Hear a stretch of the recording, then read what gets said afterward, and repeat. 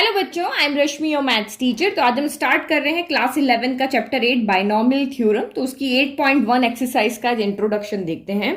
तो सबसे पहले देखते हैं बाइनोमियल क्या होता है, बाइनोमियल का मतलब समझते हैं और उसके बाद हम देखेंगे कि बाइनोमियल थ्योरम क्या होती है। बाइनोमियल एक अलग वर्ड है और बाइनोमियल थ्योरम अलग वर्ड है। तो देखो, आपने क्लास 10 में जब मैंने चैप्टर 2 पढ़ाया था तो आपने ये सुना होगा मोनोमियल, बाइनोमियल, ट्राइनोमियल। तो बाइनोमियल क्या है, दो वर्ड से बना हुआ है, बाई एंड नोमियल। तो बाई का मतलब यहाँ पे क्या मतलब होता है, दो टर्म। बाइनोमियल मतलब क्या, बाई का मतलब होता है टू, नोमियल मतलब टर्म। तो जिस भी एक्सप्रेशन में दो टर्म आती है उसको हम यहाँ पर क्या कहते हैं, बाइनोमियल। तो दो टर्म कैसी भी हो सकती है, जैसे एक्स प्लस वाई हो गई, या X square plus Y square हो गई, या फिर x प्लस वन हो गया। कोई भी इस तरह से आपकी दो टर्म यहाँ पे होनी चाहिए। इन सबको हम यहाँ पे क्या कहते हैं, बाइनोमियल कहते हैं। ठीक है, अब आप यहाँ पे देखो बाइनोमियल थ्योरम किसको कहेंगे। तो देखो, कुछ फॉर्मूलाज हम हैं जो हमें क्लास 10th में हमने पढ़े हैं। तो उन फॉर्मूलाज के आगे वाली टर्म हमें नहीं पता चलती। फॉर्मूलाज अगर डिग्री में ज्यादा हो जाते हैं तो हम उसको कैलकुलेट करना नहीं आता है। तो उसके लिए हम देखते हैं क्या होता है। पहले तो ये देखिए, क्लास 10 के हमारे फॉर्मूलाज में क्या क्या पता है। देखो, a प्लस बी की पावर 0, ये क्या होता है। तो किसी भी की भी पावर हो, कितने भी टर्म की पावर 0 हो, उसका मतलब क्या होता है, यहाँ पे 1 होता है। अगर मैं यही धीरे धीरे पावर को बढ़ाती रहती हूँ, a प्लस बी की पावर अगर 1 है तो हमें पता है किसी की भी पावर 1 हो तो वही आंसर आता है। अगर मैं इसकी पावर यहाँ पे 2 कर देती हूँ तो ये आपका क्या फॉर्मूला बन गया, a प्लस बी का होल स्क्वायर बन गया। होल स्क्वायर का फॉर्मूला होता है a square plus 2ab plus आपका यहाँ पर b स्क्वायर होता है। फिर अगर मैं a प्लस बी की पावर स्क्वायर ना करके यहाँ पर मैं a प्लस बी का क्यूब कर दूं तो ये भी चीज आपको पता है, ये भी फॉर्मूला मैंने पढ़ा हुआ है, a cube plus 3ab square plus 3a square B कर दो, देन आपका यहाँ पर क्या हो जाता है, बी क्यूब हो जाएगा। ठीक है, तो ये आपका यहां पर हो गया। फिर अगर मुझे a प्लस बी की पावर 4 कैलकुलेट करना है, ये हमने फॉर्मूला नहीं पढ़ा है, फिर भी हम इसको इजीली कैलकुलेट कर लेंगे। कैसे, तो देखो हम इसको ऐसे सॉल्व कर लेंगे। a प्लस बी की पावर 4 है, हमें इसका फॉर्मूला नहीं पता, लेकिन हम पावर 4 को तोड़ सकते हैं, दो भाग में लिख सकते हैं, क्योंकि हमें पता है बेस सेम होता है तो पावर ऐड हो जाती है। तो a प्लस बी का स्क्वायर अलग कर दिया, a प्लस बी का स्क्वायर अलग कर दिया, तो बेस सेम है, पावर ऐड होकर 2 प्लस 2 अगेन 4 हो जानी है। इसका फॉर्मूला हमें पता है, इसका फॉर्मूला में हमें पता है, हमने लिख दिया a प्लस बी का होल स्क्वायर करके। देन इन पूरे ब्रैकेट को ओपन किया, a स्क्वायर को पहले इससे मल्टीप्लाई किया, देन 2ab को किया, देन b स्क्वायर को किया। तो इस तरह से ये हमारी टोटल टर्म आई है। और जो यहाँ पे ऐड हो रही थी, लेट की 2a3b जो है वो आपका यहाँ पर 2a3b से इससे ऐड हो गई, तो ये 4 हो गया। फिर ये a स्क्वायर बी स्क्वायर यहाँ है, a स्क्वायर बी स्क्वायर यहाँ, a स्क्वायर बी स्क्वायर यहाँ, तो 6a स्क्वायर बी स्क्वायर हो गया। फिर 4ab³ आ गया और लास्ट में b की पावर 4 आ गया। तो देखो, a प्लस बी की पावर 4 भी अगर हमें सॉल्व करना था तो इसको सॉल्व करने में भी 3 से 4 मिनट लगे। तो हमने इस तरह से ब्रैकेट कर करके यहाँ पर सॉल्व किया। ठीक है, तो यहां तक मैंने कर दिया। अब अगर मुझे यहां पे कोई कह दे कि भाई आप a प्लस बी की पावर 70 सॉल्व करके बताओ, तो मैं यहाँ पे क्या करूंगी, a प्लस बी का स्क्वायर स्क्वायर ऐसे ऐसे 35 बार थोड़ी ना लिख के मैं सॉल्व करूंगी कि मैं इस क्वेश्चन को सॉल्व करने में ही आधा घंटा लगा लूं। ये तो हमारी कैलकुलेशन कितनी डिफिकल्ट हो जाएगी। तो सिंपल पावर जब यहाँ पे थी तो हम यहाँ पे इजीली लिख पाते, लेकिन जैसे जैसे पावर बढ़ रही है तो ये कैलकुलेशन हमारे लिए और डिफिकल्ट हो जाएगी। आप कैसे इसको सॉल्व करोगे, a प्लस बी की पावर अगर 150 दे दिया तो कैसे सॉल्व करोगे। तो ये चीज हमें अभी यहाँ पे नहीं पता है। और अगर आगे चल के हम जाते हैं तो अगर मुझे कोई कह दे नहीं आप a प्लस बी की पावर n सॉल्व करके बताओ, तो मैं यहाँ पे कैसे सॉल्व करूंगे।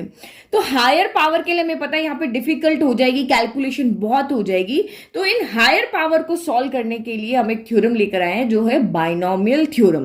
तो बाइनोमियल थ्योरम एक्चुअल में क्या होती है, जो भी आपके बाइनोमियल एक्सप्रेशन है, कोई भी हो सकता है, a प्लस बी नहीं, जैसे ये एक्सप्रेशन हो गया, ये हो गया, या x प्लस 1 हो गया, y प्लस 1 हो गया। तो किसी भी बाइनोमियल एक्सप्रेशन को एक्सपांड करने के लिए जो भी हम एल्जेब्रिक मेथड यहाँ पे यूज करते हैं उसको हम बाइनोमियल थ्योरम कहते हैं। देखो, अभी आपके एमसीक्यूज वाले पेपर आने वाले ना, तो इसीलिए आपको ये डेफिनेशन अच्छे से याद होनी चाहिए कि किसी भी बाइनोमियल एक्सप्रेशन को एक्सपांड करने के लिए जो हम एल्जेब्रिक मेथड यूज करते हैं उसको हम बाइनोमियल थ्योरम कहते हैं। तो ये मैंने यहाँ पे डेफिनेशन लिख दी। तो अब यहाँ पे देखो, अब पावर ज्यादा हो रही है, हम सॉल्व नहीं कर पा रहे, तो कोई बात नहीं, हम एक आइडेंटिटी बनाते हैं। तो जो एक हमारे मैथमेटिशियन थे जिन्होंने बाइनोमियल थ्योरम बनाई है, तो उन्होंने यहाँ पे कुछ भी नहीं किया, उन्होंने इन जो हमें फॉर्मूलाज पता है यहाँ पर इनको अच्छे से ऑब्जर्व किया। तो हम भी यहाँ पे ऑब्जर्व करके फॉर्मूला यहाँ पर बनाएंगे। तो अगर मैंने आपको यहाँ पे समझा दिया ना कि ये ऑब्जर्व करके कैसे फॉर्मूला बन रहा है, तो आप इजीली उसको लर्न करने की बिल्कुल जरूरत नहीं, आप सिंपली वो प्रोसेस जो पैटर्न है वो समझ जाओगे कि फॉर्मूला बनने का क्या पैटर्न है। तो एक एक चीज यहाँ पे अच्छे से समझते। देखो, a प्लस बी जो अंदर बाइनोमियल एक्सप्रेशन है, इसकी पावर बाहर कितनी है, 1 है। तो यहां पर क्या हो गया, जो पहली टर्म है उसकी पावर भी 1 है, जो दूसरी टर्म है उसकी पावर भी यहां पर 1 है। अगर इस बाइनोमियल एक्सप्रेशन की पावर आपकी यहाँ पे 2 है, तो जो पहली टर्म है उसकी पावर भी 2 है। पहली टर्म a है ना, a की पावर भी 2 है और लास्ट टर्म की पावर भी यहाँ पे 2 है। यहाँ बाइनोमियल एक्सप्रेशन में पावर कितनी है, 3 है, तो पहली और लास्ट टर्म की पावर भी यहाँ पर कितनी आ रही है, 3 आ रही है। यहाँ 4 है, तो पहली और लास्ट की पावर भी यहाँ पर क्या आ रही है, 4 आ रही है। तो अब आप क्या समझ गए, अगर यहाँ पे a प्लस बी की पावर 70 हो, 100 हो, 150 हो, कुछ भी हो, लेकिन पहली और लास्ट टर्म की पावर वही होगी जो कि आपकी यहाँ पे पावर गिवन है, यानी कि a पावर 70, b पावर यहाँ पर भी क्या आएगा, 70 आएगा। तो बस इन 5 फॉर्मूलाज को हम अच्छे से ऑब्जर्व करेंगे, ऑब्जर्व करके हम एक नया फॉर्मूला, एक जनरल फॉर्मूला लिख देंगे, जिससे हम यहाँ पर किसी भी कोई भी पावर का बाइनोमियल एक्सप्रेशन हमें दे दो, हम उसको इजीली यहाँ पर सॉल्व कर पाएंगे। तो इस ऑब्जर्वेशन से मैं इसकी फर्स्ट टर्म लिख सकती हूँ और मैं इसकी यहाँ पर लास्ट टर्म लिख सकती हूँ। अब मुझे ये पता चल गया कि पहली टर्म ये आएगी, जो भी इसकी पावर है वो यहाँ लग जाएगी, इसके साथ भी लग जाएगी। फिर और ऑब्जर्व करते हैं, और यहाँ पे क्या हो रहा है, तो आप यहाँ पे क्या देख रहे हो, ध्यान से देखना। यहाँ पे जो पहली पावर यहाँ 2 आ रही है, फिर नेक्स्ट टर्म में a की पावर कितनी आ रही है, 1 आ रही है। और यहां अगर हम चले जाते हैं तो यहाँ a की पावर आपकी कितनी हो जाती है, 0 हो जाती है। तो जो हमारी पहली टर्म यहाँ पर आ रही है उसकी पावर क्या होती है, डिक्रीज हो रही है। 2 आएगी, देन 1 आएगी, देन 0 आएगी। अब यहाँ पे देखो तो यहाँ a की पावर 3 है, यहाँ a की पावर 2 है, यहाँ a की पावर 1 है, 3ab स्क्वायर है, तो a की पावर 1 है, और यहाँ पे a की पावर कितनी है, 0 है। तो पहले वाले टर्म की पावर यहाँ पे क्या हो रही है, डिक्रीज हो रही है। सेकंड ऑब्जर्वेशन हमने ये किया। पहला तो हमने यहाँ पे क्या किया कि फर्स्ट टर्म और लास्ट टर्म की पावर यहाँ पर जो या क्वेश्चन की पावर होगी वही होगी। फिर सेकंड टाइम में हम यहाँ पे देख रहे हैं कि जो पहली टर्म हमने यहाँ पे लिखी उसकी पावर नेक्स्ट टर्म में डिक्रीज होती जा रही है। और बी वाली की अगर हम यहाँ पे देखते हैं तो बी की पावर यहाँ पे क्या है, 2 है, इसमें b की पावर 1 है, और इसमें b की पावर कितनी है, तो इसमें b की पावर यहाँ पर 0 है। तो इसका मतलब b की पावर तो यहाँ से इंक्रीज हो रही है, 0 है, देन 1 है, देन यहाँ पे 2 है। यहाँ b है ही नहीं, दैट मीन्स यहाँ b पावर क्या है, 0 है, देन यहाँ b की पावर आपकी 1 है, देन b की पावर 2 है, देन b की पावर 3 है। फिर यहाँ देखो तो यहाँ पर आपका b का यहाँ पे क्या लिख देते हैं, b की पावर यहाँ 0 हो गई, तो b की पावर 0 है, यहाँ b की पावर 1 है, यहाँ 2 है, यहाँ 3 है, यहाँ 4 है। तो इसका मतलब हमने सेकंड ऑब्जर्वेशन में यहाँ पर क्या देखा कि a की पावर तो इस तरफ जाते टाइम इंक्रीज हो रही है, और b की पावर जो इधर जाते टाइम यहाँ पर क्या हो रही है, ये इंक्रीज हो रही है, और ये आपकी यहाँ पर क्या हो रही है, डिक्रीज हो रही है। तो इसका मतलब अब यहाँ पे आप नेक्स्ट टर्म क्या लिखोगे, ये अगर मैंने a पावर n यहाँ पे लिख दिया, तो नेक्स्ट टर्म आपको पता क्या है, इससे एक पावर तो कम होगी, a की पावर n-1 हो जाएगी। यहाँ b की पावर कितनी थी, 0 थी, तो यहाँ b की पावर अब बढ़ती रहेगी, 1 हो जाएगी। फिर नेक्स्ट टर्म में चाहूँ तो और लिख सकती हूँ, a की पावर n-1 है, तो ये n-2 हो जाएगी, और b की पावर यहाँ पर 2 हो जाएगी। और ये हम जब तक चलते रहेंगे जब तक कि हमारी b की पावर जो यहाँ की पावर है वो ना हो जाए, बढ़ते बढ़ते बढ़ते इस पावर तक यहाँ पे ना पहुंच जाए। तो यहाँ 0 था पहले, फिर 1 आया, 2 आया, 3 आया, 4 आया। तो n में भी हम ऐसे ही चलते रहेंगे, n होगा, n-1 होगा, n-2 होगा, n-3, n-4, चलते चलते चलते ये a पावर 0 हो जाएगी, और b की पावर बढ़ते बढ़ते यहाँ पर क्या हो जाएगी, ये जो मैक्सिमम पावर है वो बन जाएगी। तो ये हमारा सेकंड ऑब्जर्वेशन था। तो इससे हमने a और b तो यहाँ पर लिख लिए।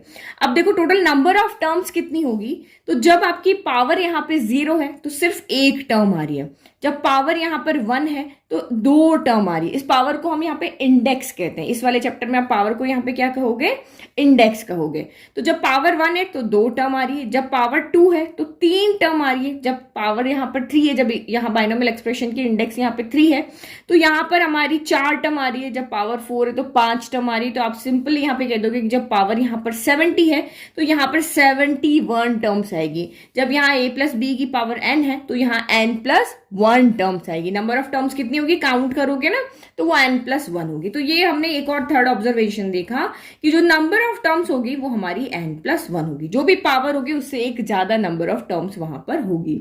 फिर नेक्स्ट आप यहाँ पे देखो, कि ईच टर्म में जो जितने भी वेरिएबल, यहाँ पे 2 वेरिएबल होंगे ना बाइनोमियल के लिए, तो यहाँ के 2 वेरिएबल का सम जो होगा ईच टर्म में वो गिवन पावर के इक्वल होगा। कैसे?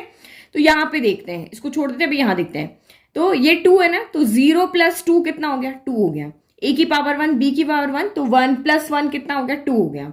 2 + 0 अगेन क्या हो गया? यहाँ पे 2 हो गया। तो हर टर्म में जो पावर का सम होगा, वेरिएबल की पावर का सम, वो आपका 2 होगा। 3 + 0 3 होगा, 2 + 1 3, 1 + 2 3, 3 + 0 अगेन 3, 0 + 4 4, 3 + 1 4, 2 + 2 4, 1 + 3 4 और ये 4 हो गया। तो इसी तरह से यहां पर भी हर पावर का सम जो होगा इनकी वेरिएबल की वो n होगा। n + 0 n ही आएगा, n - 1 + 1, -1 से +1 कैंसिल हो गया, n ही बचा, -2 से +2 कैंसिल हो गया, यहाँ पर n ही बचा। तो ये 4th ऑब्जर्वेशन हमारा यहाँ पे है कि जो यहाँ पे वेरिएबल की पावर जो है उन सबका सम जो होगा वो गिवन पावर के इक्वल होगा। ठीक है, तो इन 4 ऑब्जर्वेशन को देख करके हमने यहाँ पे सब कुछ लिख दिया। अब बात आती है कॉफिशिएंट की। तो सारा पंगा है कॉफिशिएंट का, क्योंकि कॉफिशिएंट लिखने के लिए हम यहाँ पे कोई आइडिया नहीं लगा पा रहे। देखो यहाँ पे कॉफिशिएंट 1 है, यहाँ 1 है, यहाँ भी a² का कॉफिशिएंट कौन है? 1 है, यहाँ ab का कॉफिशिएंट 2 है, यहाँ b² का कॉफिशिएंट 2 है। फिर यहाँ पे देखो a³ का कॉफिशिएंट 1 है, यहाँ a² b का कॉफिशिएंट 3 है, ab² का 3 है, b³ का 1 है। तो ये कॉफिशिएंट लिखने का तरीका अगर हमें आ जाए तो हम कोई भी यहाँ पे हमें बाइनोमियल एक्सप्रेशन देते हम उसको इजीली एक्सपांड कर देंगे। वेरिएबल कैसे लिखना है वो तो हमें समझ में आ गया। a को बढ़ते हुए में लिख दो, b को घटते हुए में लिख दो, और उसके बाद में नंबर ऑफ टर्म्स हमें पता चल गई। सम ये भी चेक कर सकते हैं कि सारे टर्म हमारे राइट है क्या, सबकी पावर का सम यहाँ पे इस पावर के इक्वल आ रहा है, ये भी हम देख लेंगे। लेकिन अब इन कॉफिशिएंट कहां से लेकर के, कैसे आइडिया लगाए कि यहाँ 1 आएगा, यहाँ 4 आएगा, यहाँ 6 आएगा, फिर 4 आएगा, यहाँ 1 आएगा, यहाँ 1 आएगा, यहाँ 3 आएगा, यहाँ 3 आएगा, 1 आएगा। अगर हमें इसका और आइडिया लग जाए तो हम यहाँ पे इजीली कोई भी एक्सप्रेशन को लिख सकते हैं। तो इसके लिए जो एक हमारे मैथमेटिशियन थे उन्होंने इस कॉफिशिएंट को क्या किया, टेबल बना के कुछ ऑब्जर्व किया। तो मैथमेटिशियन का जो नेम है वो है पास्कल। तो देखो उन्होंने यहाँ पे क्या किया, एक कॉफिशिएंट का चार्ट बनाया। ठीक है, तो ये चीज हमें पता चल गई तो हम कोई भी चीज लिख देंगे। तो उसने क्या देखा, ये जब बाइनोमियल एक्सप्रेशन की पावर 0 है तो यहाँ पे 1 ही आ रहा है, यानी a पावर 0 b पावर 0 लिख दो, यानी a पावर 0 b पावर 0 का कॉफिशिएंट यहाँ पे कितना आ रहा है? 1 आ रहा है। तो उन्होंने इसको एक फॉर्म में लिखा, देखो इस तरह से लिखा। इन्होंने यहाँ पे लिखा जब डिग्री 0 होगी तो 1 कॉफिशिएंट आता है और एक ही आता है। जब डिग्री यहाँ पर 1 है, जब इंडेक्स a + b की इंडेक्स 1 है तो a की कॉफिशिएंट भी 1 है, b की कॉफिशिएंट भी 1 है, a का मल्टीप्लाई में भी 1 है, b के मल्टीप्लाई में भी 1 है। तो जब पावर 1 है तो उन्होंने इस तरह से लिखा, यहाँ 1 लिखा, यहाँ 1 लिखा। ठीक है, फिर नेक्स्ट इसने देखा कि जब a + b की पावर यहाँ पर 2 है तो कॉफिशिएंट किस तरह से आ रहा है, a² का कॉफिशिएंट 1 है, ab का कॉफिशिएंट 2 है, b² का कॉफिशिएंट 1 है, यानी 1 2 1 आ रहा है। तो जब पावर आपकी यहाँ पर 2 है तो कॉफिशिएंट इस तरह से आ रहे हैं, 1 आ रहा है, देन 2 आ रहा है, देन 1 आ रहा है। तो वो देख रहे हैं ना कि भाई कॉफिशिएंट कैसे आते हैं। जब 3 है पावर तो 1 है, 3 है, 3 है, 1 है। तो ये भी उन्होंने ऑब्जर्व किया। तो देखो ये इन्होंने लिखा, ये 1 लिखा, देन 3 लिखा, देन 3 लिखा, देन 1 लिखा, इस तरह से लिख लिया। और 4 होगा तो क्या लिखेंगे, 4 के लिए 1 4 6 4 1 हो गया। तो ये तो हमने जो बना रखे थे उसका हमने लिख दिया कि 1 लिखा, 4 लिखा, फिर आपका 6 था, देन अगेन आपका यहाँ पर क्या था 4 और ये 1 था। तो अब उसके बाद उन्होंने क्या किया, इस पैटर्न को ऑब्जर्व किया, ये एक्चुअल में ये किस पैटर्न में यहाँ पर आ रहे हैं। तो उन्होंने क्या देखा, जब ऊपर से 1 स्टार्ट हो रहा है तो 1 की स्लैंट में भी सारा 1 आ रहा है, ये स्लैंटिंग में जा रही है ना, ये सारे 1 आ रहे हैं, इधर भी 1 की स्लैंटिंग में सारे 1 आ रहे हैं। तो इसका मतलब उन्होंने क्या बोला कि पहले और लास्ट का जो कॉफिशिएंट होगा वो तो 1 1 ही होगा। ठीक है, फिर उन्होंने यहाँ पे एक चीज और नोटिस किया कि जब मैं इन दोनों का सम करता हूं, मैं 1 और इन दोनों का, जो हमारी रो 2 है, ये आपकी रो 1 है, ये 2 है, इस तरह से।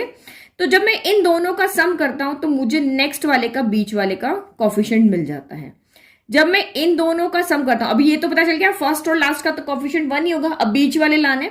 तो जब रॉ हमारी जो यहाँ पे सेकंड वाली है, तो जब इन दोनों का सम करता हूं तो मुझे 3 मिल जाएगा, जब इन दोनों का सम करूंगा तब भी मुझे नेक्स्ट वाले का कॉफिशिएंट मिल जाएगा। तो ये एक पैटर्न उनको समझ में आया, जब मैं इन दोनों का सम करूंगा तो मुझे ये नेक्स्ट वाला मिल जाएगा, इन दोनों का सम करूंगा तो जो पावर, देखो 1 की हेल्प से, जिसकी पावर 1 है उसकी हेल्प से मुझे पावर 2 का बीच वाला कॉफिशिएंट मिल रहा है। जिसका इंडेक्स यहाँ पे 3 है तो इंडेक्स 2 की हेल्प से मुझे नेक्स्ट के कॉफिशिएंट मिल रहा है। जिसका इंडेक्स 4 है तो यहाँ जिसके इंडेक्स 3 है उसके हेल्प से, उसके कॉफिशिएंट की हेल्प से मुझे नेक्स्ट वाले मिल रहे हैं। 3+3 कितना हो गया, 6 हो गया। यहाँ 3+1 कितना हो गया, 4 हो गया। अगर मैं इसी पैटर्न को यहाँ पर ऑब्जर्व करती हूँ तो मुझे इंडेक्स 5 के लिए अगर यहाँ पे कॉफिशिएंट लिखने हैं तो मैं इजीली लिख सकती हूँ। मुझे पता है पहला वाला 1 होगा, लास्ट वाला 1 होगा। अब बीच के लिखने हैं तो बीच के क्या लिखेंगे, इन दोनों को ऐड करेंगे तो मुझे नीचे वाला मिल जाएगा जो कि मेरा 5 हो जाएगा। इन दोनों को ऐड करेंगे तो नेक्स्ट वाला मिल जाएगा तो ये 10 हो जाएगा। इन दोनों को ऐड करेंगे तो मुझे नेक्स्ट वाला मिल जाएगा जो 10 होगा, और इन दोनों को ऐड करेंगे तो मुझे यहाँ पर नेक्स्ट मिल जाएगा 4+1 5 हो गया। तो देखो डिग्री 5 है तो कितनी टर्म होनी चाहिए, 6 होनी चाहिए। तो देखो 1 2 3 4 5 6 टर्म हो रही है। और हमें पता है कि a+b की पावर अगर 5 है, अगर अब मुझे लिखना है, मैंने सारी चीजें अच्छे से ऑब्जर्व कर ली, अब मुझे यहाँ पर a+b की पावर 5 लिखना तो मैं इजीली लिख सकती हूँ। कैसे लिख सकते हैं, तो ये मुझे पता है सबसे पहले a की पावर 5 आएगी, b की पावर 0 आएगी। देन a की पावर क्या होगी, कम होती जाएगी, b की पावर बढ़ती जाएगी। ऐसे मैं लिख सकती हूँ ना, यहाँ a की पावर 3 हो जाएगा, b की पावर 2 हो जाएगा। देन यहाँ पे a की पावर 2 हो जाएगा, b की पावर 1 हो जाएगा, 5 4 3 2। देन a की पावर 1 हो जाएगा, एक सेकेंड, 1 2 यहाँ 3 आएगा, ठीक है। फिर b की पावर 4 हो जाएगा, और चलते चलते हम जब आगे गए तो a की पावर 0 हो गया, b की पावर यहाँ पर 5 हो गया। जो यहाँ था उसका उल्टा हो जाएगा। फिर इनके कॉफिशिएंट लिखो, इसका कॉफिशिएंट हमें पता है 1 1 होता है। इसका कॉफिशिएंट आ गया 5, इसका आ गया यहाँ पर 10, फिर इसका भी आ गया 10, और इसका आ गया यहाँ पे 5। हो गई हमारी बाइनोमियल एक्सप्रेशन, हमने सॉल्व कर दिया। अब हमें पूरा यहाँ पे कोई भी a+b की पावर 5 लिखना है तो हमें इस तरह से सॉल्व करने की जरूरत नहीं कि पहले a+b का होल स्क्वायर पावर को तोड़ के, जैसे मैंने यहाँ पे ये एक्सप्रेशन बनाया था ना a+b की पावर 4, इस तरह से सॉल्व करके। तो अब देखो मैंने कितना इजीली इसको बना दिया, ये a+b की पावर 4 ऐसे लंबा चौड़ा हमने सॉल्व किया था।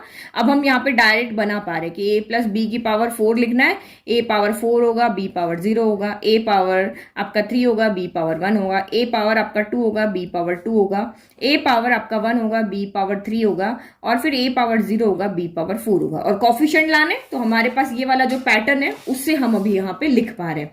तो कॉफिशिएंट कितना हो जाएगा, यहाँ पे 4 वाले का 1 4 6 4 1 हो जाएगा, और फिर यहाँ पे लिख दो +1, यहाँ पे 1 मल्टीप्लाई हो जाएगा, यहाँ 4 हो जाएगा, यहाँ पे 6 हो जाएगा, फिर यहाँ पे 4 हो जाएगा, और यहाँ पे 1 हो जाएगा, और हो गया हमारा एक्सप्रेशन। हमने सेकंड्स में लिख दिया। लेकिन आगे क्या दिक्कत हुई, अब उन्होंने कहा ये तो चलो ठीक है, अगर मुझे a+b की पावर 5 लिखना है तो मुझे ये पूरा का पूरा यहाँ पे ये जो ट्राइंगल की फॉर्म आपको दिख रही, ये पूरा एक यहाँ पे इसको हम पास्कल्स ट्राइंगल कहते हैं। क्यों, क्योंकि यहाँ पे हर चीज का ये इस तरह से एक ट्राइंगल बन रहा है, ये बन रहा है, नीचे वाली रो का ये ट्राइंगल बन रहा है, इस तरह से देखो तो ये आपका फिर से एक ट्राइंगल बन रहा है, ये फिर से एक ट्राइंगल बन रहा है। लेकिन इस मैथड की प्रॉब्लम यहाँ पे क्या है कि अगर मुझे यहाँ पे a+b की पावर 7 लिखना है तो मुझे ये ट्राइंगल पूरा बनाना पड़ेगा, यहां से स्टार्ट करके नीचे पावर 7 तक जाना पड़ेगा कॉफिशिएंट लाने के लिए। तो अब पास्कल जो हमारे मैथमेटिशियन थे उन्होंने सोचा कि अगर अब मुझे यहाँ पर a+b की पावर लेट की मुझे अगर 10 भी लिखना है तो मुझे क्या करना पड़ेगा, ये जो वेरिएबल है उनका तो इजीली मुझे समझ में आ गया कि पावर को घटते बढ़ते क्रम में आप लिख लो तो ये हो जाएगा। लेकिन कॉफिशिएंट के लिए तो बहुत लंबा मेथड हो रहा है भाई, 1 से स्टार्ट करो, फिर उसको लिखते जाओ, फिर यहाँ पे इंडेक्स 10 तक इसको लेकर के आए तो बहुत लेंदी प्रोसेस हो गया। कोई मेरी मेथड को देखेगा ही नहीं, इतने लेंदी क्वेश्चन को थोड़ी ना कोई एग्जाम में दे सकेगा। तो इन पास्कल जो हमारे मैथमेटिशियन थे उनको टेंशन हो गई, तो उन्होंने सोचा यार ये मेथड जो है हमारा मेरा ट्राइंगल वाला ये तो चलना नहीं है, क्योंकि अगर इस मेथड से क्वेश्चन एग्जाम में आ गया तो बच्चे तो बहुत यहाँ पे टाइम सारा इसी में लगा देंगे, तो अदर क्वेश्चंस कब करेंगे और कोई मेरे क्वेश्चन एग्जाम में देगा ही नहीं। तो उन्होंने सोचा कि अब मुझे कोई और इजी मेथड सोचना चाहिए जिससे कि हमें ये कोएफिशिएंट इजीली निकाल पाऊं। अगर मुझे a+b की पावर 10 लिखना है तो टोटल 11 टर्म आएगी, और 11 टर्म की कोएफिशिएंट मैं बिल्कुल जैसे इनको सेकंड्स में वेरिएबल लिख पा रहे हैं वैसे ही पावर समझ पा रहे हैं, वैसे ही सेकंड्स में कोएफिशिएंट भी यहां पर निकाल पाए। तो उन्होंने क्या किया, सोचा बहुत सोचा कि कोई मैजिक हो जाए, मुझे कुछ मेथड यहाँ पे समझ में आ जाए। तो उन्होंने जो पहले चैप्टर्स किए हुए थे उनको देखा, सब कुछ देखा कि ऐसा कुछ मैजिक हो जाए कि मैं डायरेक्ट यहाँ पे कोएफिशिएंट को निकाल पाऊं।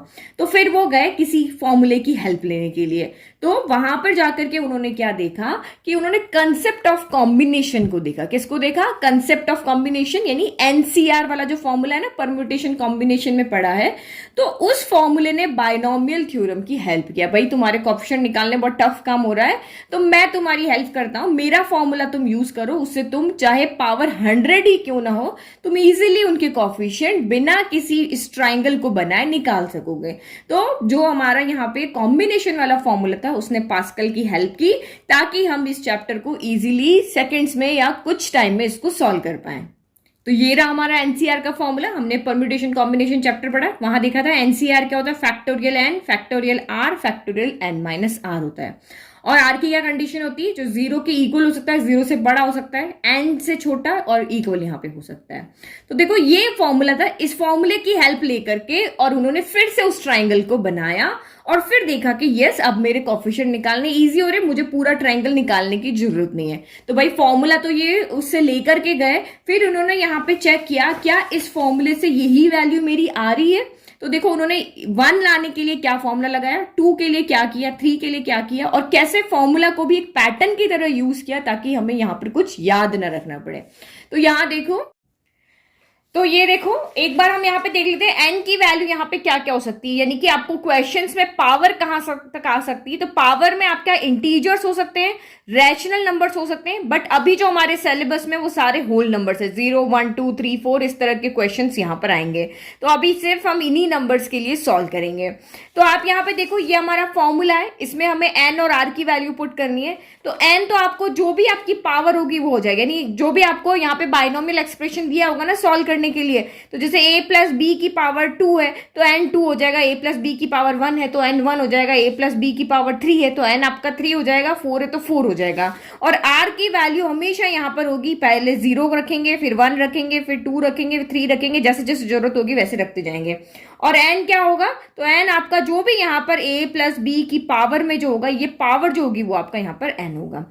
समझ में आ गया। तो आप यहाँ पे देखो, तो लेट की मुझे ये वाला एक्सप्रेशन दिया है और इसके लिए मुझे एक्सपांड करना है, तो मुझे कोफिशिएंट चाहिए। तो यहाँ देखो n भी 0 है और r तो आपका 0 से ही होता है स्टार्ट, तो 0 c 0 हो जाएगा। क्या हो जाएगा, n 0 है, पावर 0 ली, इसलिए r आपका यहाँ पे हमेशा 0 1 2 3 से। तो यहाँ पे देखो 1 बाय 1 हम कुछ फॉर्मूलाज ऐसे हैं जिसको सॉल्व करेंगे ना तो आपको वैसे ही याद हो जाएंगे।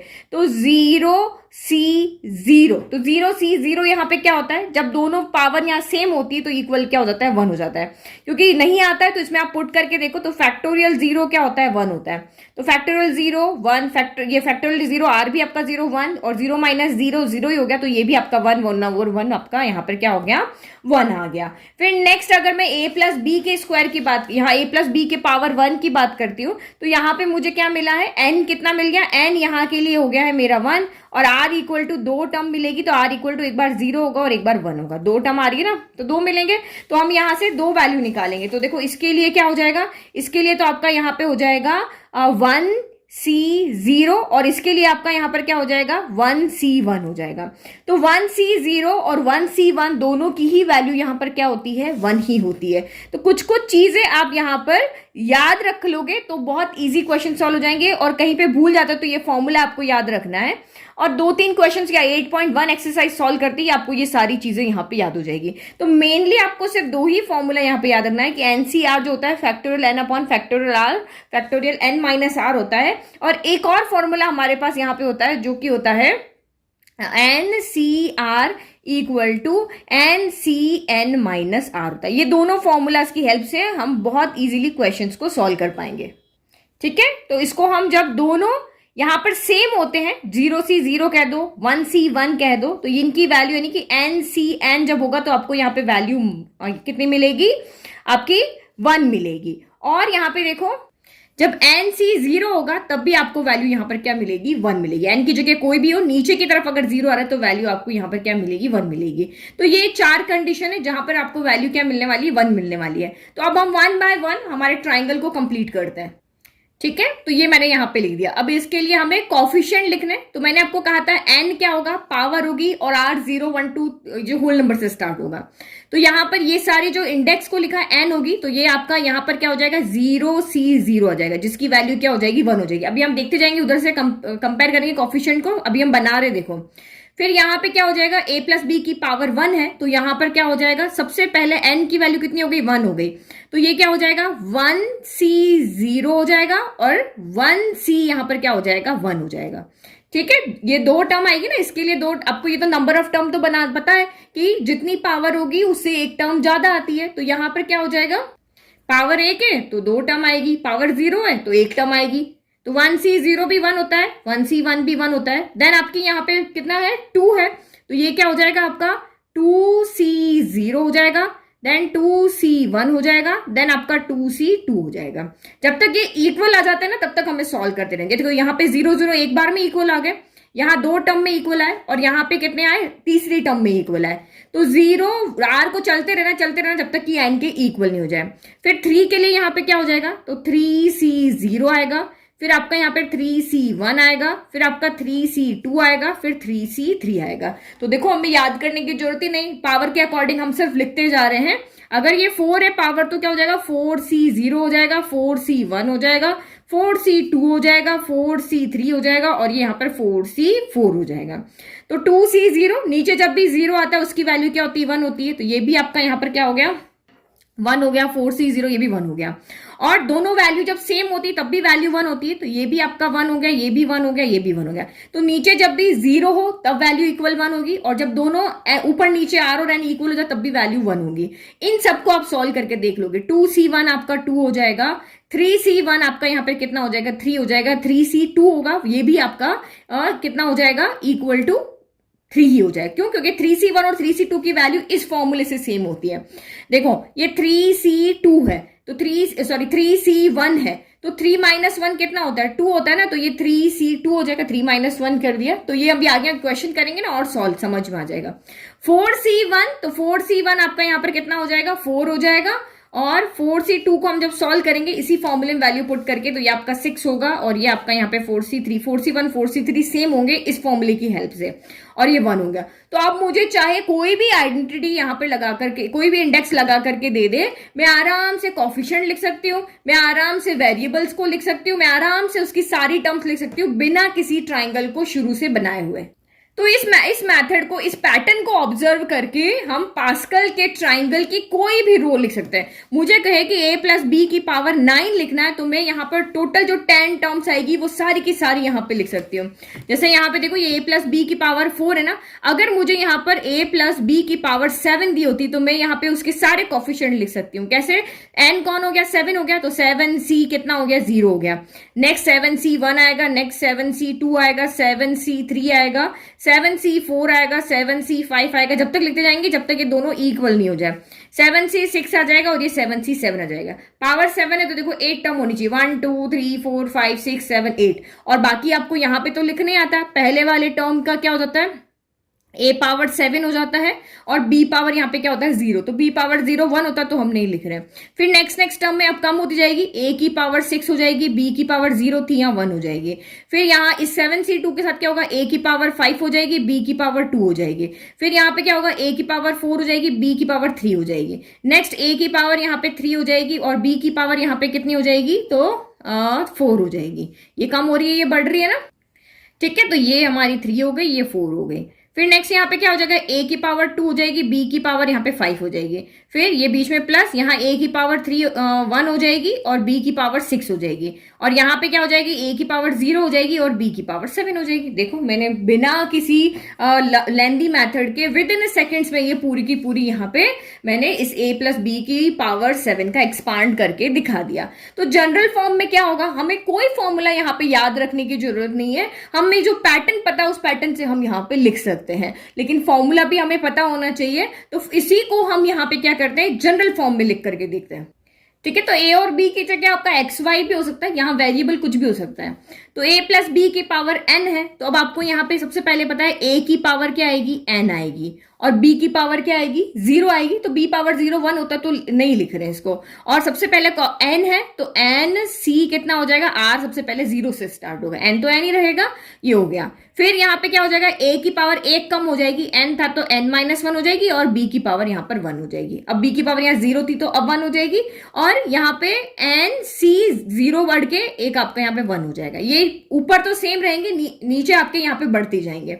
फिर नेक्स्ट आपका यहाँ पर क्या हो जाएगा, a की पावर एक और कम हो जाएगी, n-1 में से एक और गया तो n-2 हो गई, और b की पावर एक बढ़ जाएगी, और ये कितना हो जाएगा, nc यहाँ पर 2 हो जाएगा। ऐसे ऐसे ऐसे ये चलता रहेगा चलता रहेगा। कब तक चलता रहेगा, जब तक आपका a पावर तो क्या नहीं हो जाए, 0 नहीं हो जाए। तो लास्ट में आपका यहाँ पर क्या हो जाएगा, a पावर तो 0 हो जाएगा, b की पावर n हो जाएगा, और ये ncn हो जाएगा। ये r बढ़ते बढ़ते बढ़ते बढ़ते दोनों यहाँ पर इक्वल हो जाएंगे। तो ये हमारा इन जनरल फॉर्मूला हुआ इतना। ये तो पैटर्न से हमने समझ के लिख लिया, और अगर इसको शॉर्ट तरीके में आपको याद रखना है तो a प्लस बी की पावर n क्या होता है, यहाँ सम है ना, सभी टर्म का क्या हो रहा है, सम हो रहा है, तो सम को हम सिग्मा से डिनोट करते हैं। तो n तो वही रहता है, n तो वही जो भी टर्म होगी वही रहेगा, लेकिन r की वैल्यू इसके अकॉर्डिंग चेंज होती है। एक बार r 0 है, एक बार 1 है, एक बार 2 है, एक बार 3 है, कहां तक चलेगा, n तक चलेगा। तो इसीलिए हम यहाँ पे लिखते हैं r जो है वो हमारा 0 रखोगे तो पहली टर्म मिलेगी, r इक्वल टू 1 रखोगे तो दूसरी मिलेगी, r इक्वल टू 3 पे 2 पे तीसरी मिलेगी, ऐसे ऐसे ये चलता रहेगा।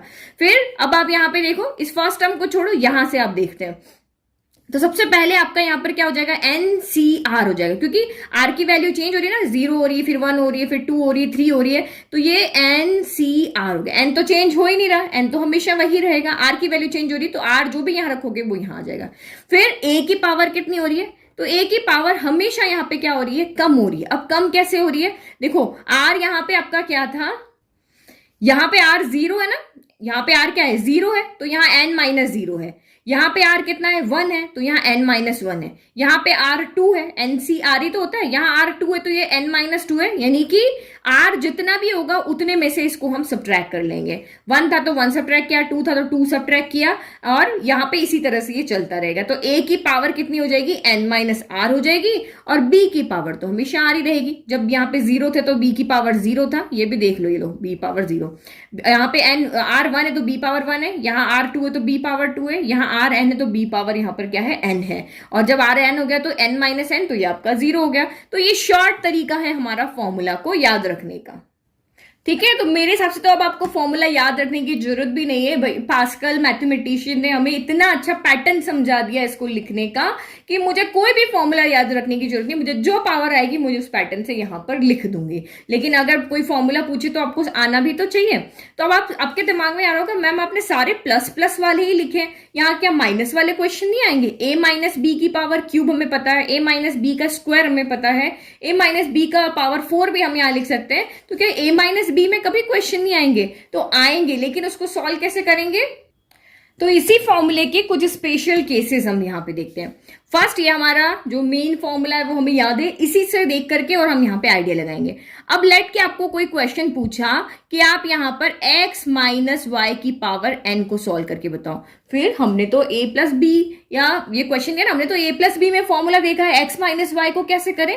तो जब भी आपके सामने कोई भी बायनोमियल आपको एक्सप्रेशन देते हैं, बायनोमियल को एक्सपांड कर लिखने के लिए, बायनोमियल एक्सप्रेशन देंगे एक्सपांड फॉर्म में लिखने के लिए, तो आपका फर्स्ट टास्क वहां पे होता है a ढूंढ के लाओ, भाई इस एक्सप्रेशन में a कौन है, फिर b ढूंढ के लाओ, इस एक्सप्रेशन में b कौन है, और तीसरा n ढूंढ के लाओ। ये a b n हमें यहाँ पे ढूंढ के लाने होते हैं और बस वैल्यू पुट करनी होती है, या इन्हीं में वो पैटर्न लगाना होता है।